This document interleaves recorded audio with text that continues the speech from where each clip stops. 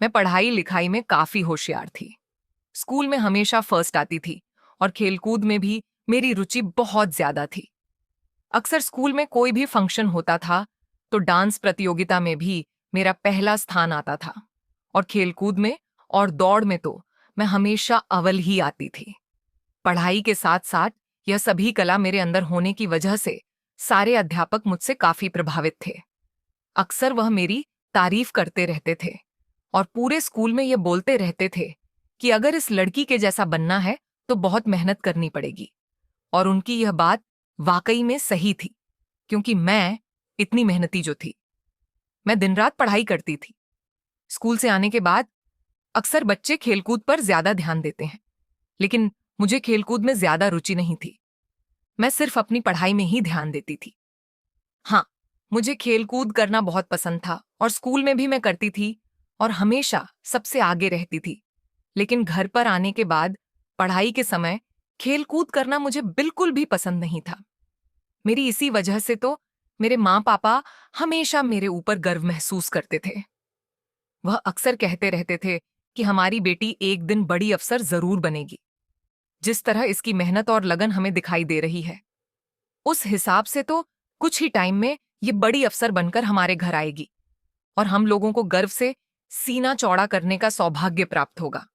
पापा की ऐसी बातें सुनकर तो मेरे अंदर पढ़ाई लिखाई का जुनून और भी ज्यादा हो जाता था, क्योंकि मेरा एक सपना था कि मैं अगर कुछ बन जाऊंगी तो मेरे माँ पापा पूरे गांव के अंदर अपना सीना चौड़ा करके घूमेंगे। और घूमे भी क्यों ना, क्योंकि बचपन से उन लोगों ने मेरा इतना ख्याल रखा, मुझे अच्छी तरीके से पाला पोसा, हमेशा मेरा मान रखा। अब मेरा स्कूल पूरा हो चुका था। अब कॉलेज की पढ़ाई के लिए मुझे बड़े शहर जाना पड़ा। दरअसल मेरा नाम रुचि है। मैं अपना सामान पैक करके अभी अभी अपनी गाड़ी से इस बिल्डिंग के पास आई थी, क्योंकि मैं अभी अभी यहां पर शिफ्ट हुई थी। मैंने यहां पर एक फ्लैट रेंट पर लिया था। मैं इस शहर में अपनी पढ़ाई कंप्लीट करने के लिए आई हुई थी। काफी टाइम से मैं दूसरे बिल्डिंग में रह रही थी, मगर वहां पर मुझे रहने में काफी दिक्कत का सामना करना पड़ रहा था। किसी ने मुझे यहाँ के बारे में बताया, इसलिए मैंने यहाँ पर एक फ्लैट रेंट पर ले लिया। ये बिल्डिंग बहुत अच्छी थी, बहुत बड़ी थी। इसके कई अपार्टमेंट बने हुए थे। इस बिल्डिंग में कुछ लोगों के अपने फ्लैट भी थे, तो कुछ लोगों ने अपने फ्लैट रेंट पर दिए हुए थे। मैंने सोचा था कि मैं यहाँ पर सुकून से रह सकूंगा, लेकिन इस बिल्डिंग में पहला कदम रखते ही मैंने देखा था कि यहाँ पर काफी शोर शराबा मचा हुआ था। पुलिस भी आई हुई थी। एजेंट मुझे फ्लाइट के फोटो दिखा दिए थे, जबकि यह फ्लैट मुझे मेरे दोस्त ने दिलवाया था। उसका फ्लैट देखा हुआ था और वहां के सारे लोगों को जानता था। मैं यहाँ पर पहली बार आई थी, क्योंकि इससे पहले पैसे और एडवांस हर चीज के इंफॉर्मेशन मुझे एजेंट के थ्रू मिल गई थी। आज यहाँ पर भीड़ लगी हुई थी। काफी सारे लोग इकट्ठा थे। बाहर कंपाउंड में काफी सारे लोग खड़े हुए थे। न जाने किस बात का शोर था। मैंने भी अपना सामान एक तरफ रखकर भीड़ के बीच में जाने की कोशिश की। मैंने सोचा कि मैं भी जानने की कोशिश करती हूँ कि आखिर किस बात का शोर लगा हुआ है। जैसे ही मैं आगे की तरफ बढ़ी तो मैंने यह देखा कि एक आदमी और एक औरत बिलख बिलख कर रो रहे थे। एक बूढ़ा आदमी था, लगभग उसकी उम्र 70 साल होगी। वह बूढ़ा इन दोनों को तसल्ली दे रहा था। ये लोग कौन थे और वह बूढ़ा आदमी, इनका क्या लगता था? मैं तो अभी यहां नई नई आई थी, इसलिए कुछ नहीं जानती थी। ये लोग क्यों रो रहे थे? पुलिस इन लोगों से इतने सारे सवाल जवाब क्यों कर रही थी? ये बात मैंने वहां मौजूद आसपास के लोगों से पूछी थी, तो वहां पर मौजूद एक अंकल ने बताया कि पिछले 15 दिन पहले इनकी बेटी गायब हो गई है। इन दोनों पति पत्नी की इकलौती बैठी थी, कोमल। उसकी उम्र लगभग 17 साल है। खूबसूरत लड़की है।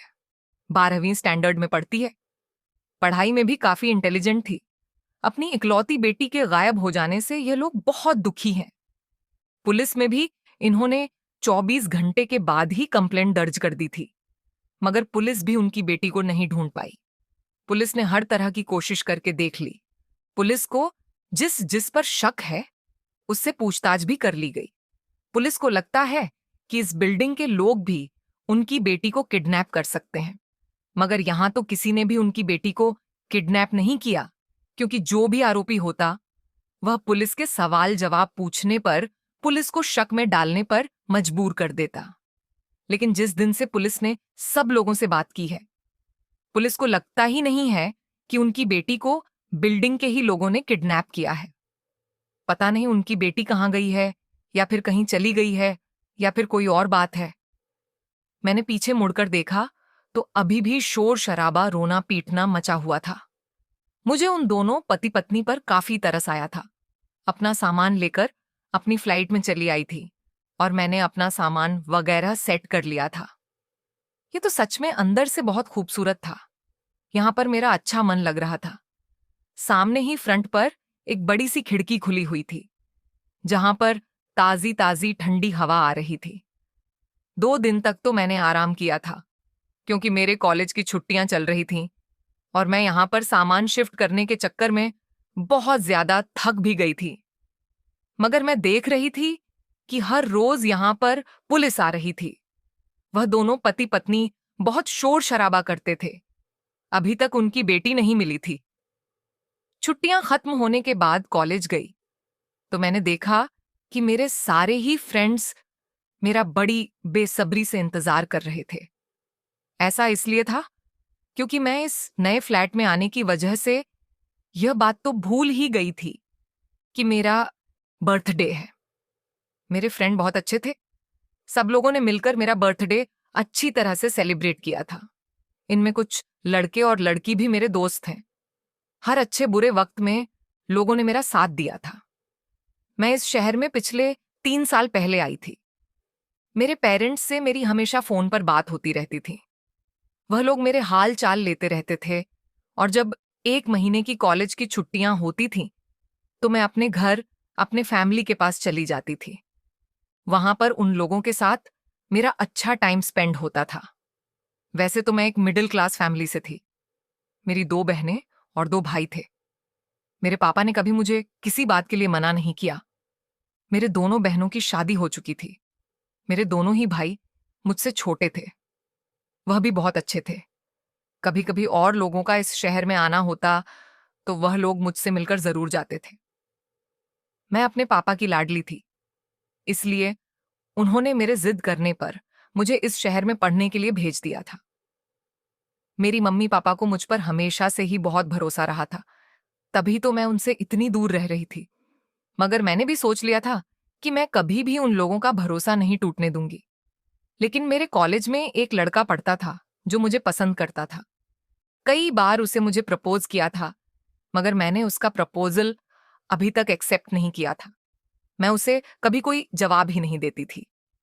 अभी तो मुझे सिर्फ और सिर्फ अपनी पढ़ाई पर ध्यान देना था और अभी मेरी एजुकेशन कंप्लीट होने के पूरे 3 साल बाकी थे। इन बाकी के 3 सालों में मैं कोई ऐसा काम नहीं कर सकती थी जिससे मेरे पेरेंट्स को बुरा लगे। वो लड़का मुझे पसंद करता था, मगर मैं उसे पसंद नहीं करती और हम लोगों की एजुकेशन भी साथ साथ कंप्लीट होनी थी। कॉलेज में मेरा दिन मेरे दोस्तों के साथ बहुत अच्छा गुजरता था और जब मैं अपने फ्लैट में आती तो पूरी तरह से अकेली हो जाती थी। वैसे तो मैं अपने लिए कुकिंग वगैरह किया करती थी, अपने कुछ इंपॉर्टेंट काम करती थी, फ्लैट की सफाई किया करती थी, इसलिए थोड़ा वक्त मेरा इस तरह से गुजर जाता था और कुछ देर तक अपने घर पर सबसे फोन पर बातें करती रहती थी। लेकिन जब से मैं इस बिल्डिंग में आई थी तो एक अजीब सा शोर शराबा अभी तक चल रहा था। अभी तक उन लोगों की बेटी के बारे में कोई पता नहीं चल रहा था। मैं सोच रही थी कि ना जाने हमारे पुलिस सिस्टम को क्या हो गया है। एक लड़की को अभी तक इन लोगों ने नहीं ढूंढ निकाला। ना जाने इनकी बच्ची के साथ क्या हो रहा होगा। वह कहाँ होगी, किस मुसीबत से गुजर रही होगी। कुछ लोग यह भी बातें कर रहे थे कि वह किसी लड़की के साथ भी भाग सकती है। ऐसा हो सकता है, क्या पता वह किसी लड़के को पसंद करती हो। मगर वह किसी लड़के को पसंद करती तो उसके पेरेंट्स पुलिस को इस बारे में जरूर बता देते। लेकिन उसके बारे में तो रो रो कर लगातार यही कह रहे थे कि उनको शक है कि उनकी बेटी को किसी ने अगवा कर लिया है। मुझे अभी उन लोगों से बहुत हमदर्दी होने लगी थी, क्योंकि मुझे इस बिल्डिंग में रहते हुए लगभग 25 दिन गुजर गए थे और मेरे यहां आने से भी 15 दिन पहले से उन लोगों की बेटी गायब थी। माता पिता की बहुत बुरी कंडीशन थी। मैंने सोचा कि मुझे इनके घर पर इनका दुख बांटने के लिए जाना चाहिए। आखिरकार इंसान ही इंसान की परेशानी समझता है। वैसे भी मेरे मम्मी पापा ने मुझे हमेशा से ही अच्छे संस्कार दिए थे। मैं जितनी सुंदर थी उतनी ही संस्कारी बेटी भी थी, उतनी ही समझदार भी थी और उतना ही लोगों की परवाह करने वाली थी। मेरे पेरेंट्स ने हमेशा मुझे यही सिखाया था कि परेशान लोगों की मदद किया करो और गरीबों की भी मदद किया करो। झूठ के खिलाफ बोलना सीखो लेना। मैं एक ऐसी लड़की थी जो कभी किसी के आगे झुकी नहीं थी, जो मेरे साथ अच्छे तरीके से पेश आता था मैं उसके साथ अच्छी रहती थी, और जो मेरे साथ गलत तरीके से पेश आता था मैं उसके लिए इतनी गलत बन जाती थी कि जब तक उसे मजा नहीं छका देती तब तक पीछे नहीं हटती। खैर, मैं लोगों से मिलने के लिए चली गई थी और मैंने जाकर उन लोगों को अपने बारे में बताया कि मैं अभी कुछ दिनों पहले ही इस बिल्डिंग में शिफ्ट हुई हूं। 3rd फ्लोर पर मेरा फ्लाइट है। मैं स्टूडेंट हूं और यहाँ की कॉलेज में पढ़ती है। मैंने देखा था कि वह लोग अभी भी अपनी बेटी के लिए बेचैन थे। आखिरकार उनकी इकलौती बेटी गायब हुई थी। उनकी तकलीफ का अंदाजा शायद कोई नहीं लगा सकता था। उस लड़की की मां मेरे सामने बहुत रो रही थी और कह रही थी कि वह कुछ भी करके अपनी बेटी को ढूंढना चाहती है। कहीं ऐसा ना हो कि देर हो जाए और उनकी बेटी किसी बड़ी मुसीबत का शिकार हो जाए। मगर उनकी मदद तो कोई भी करने के लिए तैयार नहीं था। पुलिस भी उनकी कोई मदद नहीं कर पा रही थी। वैसे तो पुलिस अपना काम कर रही थी, लेकिन अभी पुलिस किसी नतीजे पर नहीं पहुंची थी। मैंने उनसे पूछा कि आपकी बेटी किस समय, कब और कैसे गायब हुई, तो उन्होंने मुझे बताया कि उनकी बेटी अपने स्कूल से आ जाने के बाद कुछ नोट्स तैयार करने के लिए सामने वाले अपार्टमेंट में अपने दोस्त के फ्लैट में गई थी। दोनों लड़कियां साथ ही स्कूल जाया करती थीं।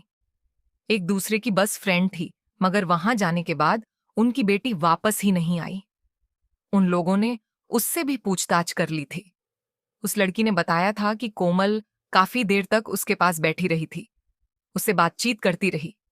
दोनों ने काफी देर तक पढ़ाई भी की थी और उसके बाद वह अपनी दोस्त के घर से चली तो गई थी, मगर अपने घर तक नहीं पहुंची थी और ना ही उसे किसी ने बिल्डिंग से निकलते हुए देखा था। यह किस्सा एक बड़ा ही अजीब था। मेरी भी कुछ समझ में नहीं आ रहा था कि इस लड़की को कहीं आते जाते किसी ने देखा भी नहीं और यह गायब भी हो गई। मैंने उससे पूछा था कि आपकी बेटी बिहेवियर की कैसी थी, पढ़ाई में कैसी थी, तो उन लोगों ने मुझे बताया कि हमारी बेटी पढ़ाई में बहुत इंटेलिजेंट थी, हमेशा अपनी क्लास में फर्स्ट आती थी। उसका नेचर बहुत अच्छा था, हर किसी से इज्जत और प्यार से बात करती थी। आखिरकार हमने उसे अच्छे संस्कार दिए थे, मगर फिर भी ना जाने क्यों हमारी बेटी के साथ ऐसा हो गया। मैंने उन लोगों से यह भी पूछा था कि आपके तो किसी से कोई दुश्मनी तो नहीं है, कहीं आप दोनों पति पत्नी से दुश्मनी निकालने के लिए किसी ने आपकी बेटी को गायब कर लिया हो, ऐसा भी तो हो सकता है। तो लोगों ने कहा कि हाँ, आप ठीक कह रही हो, मगर हमारा कोई दुश्मन नहीं है, हम बहुत सिंपल लोग हैं। हम तो यहाँ सिर्फ अपने ही घर में रहते हैं। कोमल के फादर अपनी नौकरी पर जाते हैं, मगर टाइम टू टाइम वापस आ जाते हैं। उनका तो ऑफिस में भी कभी किसी से झगड़ा नहीं हुआ। उसके बाद हम लोग घर के अंदर ही रहते हैं। कभी हॉलिडे में भी हम लोग कहीं नहीं जाते, क्योंकि मेरी बेटी अपनी पढ़ाई को लेकर बहुत सीरियस रहती है। ज्यादातर वह अपने कमरे में बंद होकर पढ़ाई करती रहती थी। हमारा कोई दुश्मन नहीं है। हमारी जिंदगी तो अच्छी खासी खुशहाल गुजर जाने, हमारी जिंदगी ने ये कैसा मोड़ ले लिया। उन लोगों की परेशानी अब मुझसे देखी नहीं जा रही थी। उन लोगों को रोता देख मेरी भी आंखें भर आई थीं। मैंने जैसे तैसे अपने आंसुओं पर कंट्रोल कर लिया, क्योंकि मैं नहीं चाहती थी कि मैं उनके सामने रो दूं। अगर मुझे भी वह रोता हुआ देख लेते तो उनको कौन संभालता। और मैं उन लोगों को यहां पर रुलाने के लिए नहीं, बल्कि हौसला देने के लिए आई थी। इसलिए मैंने खुद को संभाला और उन लोगों को सांत्वना दी कि आपकी बेटी जल्द ही मिल जाएगी, आप लोग फिक्र मत कीजिए, उसके साथ ऐसा कुछ भी नहीं होगा, आप घबराइए मत। इतना बोलते ही मैं सीधा अपने फ्लैट में आकर बैठ गई। मेरा किसी भी काम करने में मन नहीं लग रहा था, ना ही पढ़ाई में मन लग रहा था। जब से मैं उस गायब हुई लड़की के माता पिता से मिली थी, उसके बाद से मेरा दिल बैठा जा रहा था। कहीं ना कहीं मुझे भी काफी फिक्र हो रही थी कि ना जाने वह लड़की किस हाल में होगी। क्या उसने कुछ खाया पिया होगा?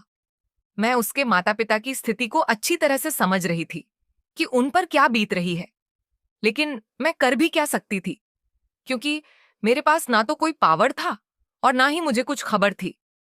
अब मुझे अगर कोई खबर होती कि उनकी लड़की कहां पर है, तो मैं अपनी जान को भी दांव पर लगाकर उनकी मदद करती।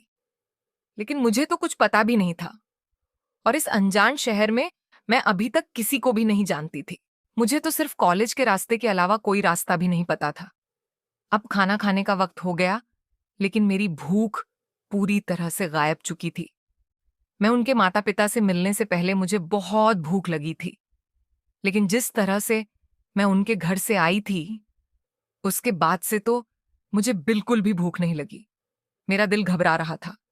मेरे मन में सिर्फ यही आ रहा था कि पता नहीं भगवान ने ऐसा क्यों कर दिया, उनकी इकलौती बेटी को इनसे दूर कर दिया। आखिर इन लोगों की क्या गलती थी? लेकिन इसी बीच मेरे मन में ख्याल आ रहा था कि आखिर जो लोग बोल रहे हैं वह सच है या फिर कुछ और। फिर मेरे मन में आया कि उस लड़की के माता पिता ने कहा था कि उनकी बेटी हमेशा ही प्रथम स्थान लेकर आती थी, पढ़ाई में काफी होशियार थी। अगर वह लड़की ऐसी वैसी होती तो कभी भी पढ़ाई लिखाई में होशियार नहीं होती, क्योंकि अक्सर मैंने देखा और सुना था कि जो लड़कियां अय्याशी करती हैं, लड़कों में इंटरेस्ट रखती हैं, वह पढ़ाई लिखाई में बिल्कुल भी रुचि नहीं रखती। उन्हें समय ही कहाँ मिलता है पढ़ाई लिखाई करने का। और वह लड़की तो इतनी मेहनती और होशियार थी, तो भला इन सब कामों में कैसे जाती? और लोगों का तो क्या है, उन्हें तो बस मौका मिलना चाहिए। किसी की बातें बनाने का वह कोई कसर नहीं छोड़ते, किसी के दुख को नहीं समझ सकते। बस उन्हें तो बातें बनाने से ही फुर्सत नहीं मिलती। मेरे मन में यही चल रहा था कि पता नहीं उस लड़की के साथ किसने कर दिया। आखिर लोगों की रूह क्यों नहीं कांपती कि किसी भी लड़की के साथ यह सब करते हुए। मेरे मन में तो बार बार यही आ रहा था कि कहीं उस लड़की के साथ सच में कुछ गलत ना हो गया हो। अब रात का समय होने पर मुझे नींद भी नहीं आ रही थी। मैं कमरे से बाहर बनी बालकनी में जाकर टहलने लगी। थोड़ी देर बाद मेरी नजर उस लड़की के पिता पर पड़ी, जो घबराए हुए घर से बाहर निकले और कहीं जा रहे थे। पहले तो मैंने सोचा कि इनकी तबीयत तो ठीक होगी, कहीं कोई परेशानी में तो नहीं। मैंने उन्हें आवाज भी लगाई, लेकिन उन्होंने मेरी आवाज नहीं सुनी। शायद मैं तीसरे फ्लोर पर थी, इसलिए इतने नीचे तक मेरी आवाज नहीं पहुंची होगी। वह घबराए हुए एक ऑटो में बैठकर वहां से चले गए, और थोड़ी ही देर बाद वह वापस भी आ गए। जब वह वापस आए तो पूरी तरह से पसीने से लथपथ थे। उनके कपड़ों पर भी काफी मेल लगा हुआ था। मुझे समझ में नहीं आ रहा था कि आखिर इतनी रात को यह इतनी स्थिति में कहां पर गए होंगे। लेकिन फिर मैंने मन में सोचा कि इनकी लड़की गायब हुई है और इनका हुलिया तो वैसे होना ही था। लेकिन मुझे फिर भी कहीं ना कहीं दाल में काला लग रहा था, क्योंकि मैं इतनी समझदार लड़की थी कि किसी भी गलती को आसानी से पकड़ सकती थी। अब मैं इंतजार करने लगी कि कल जब यह अगर दोबारा जाएंगे तो मैं इनका पीछा जरूर करूंगी। दूसरे दिन भी मैं सही समय पर जाकर बालकनी में खड़ी हो गई।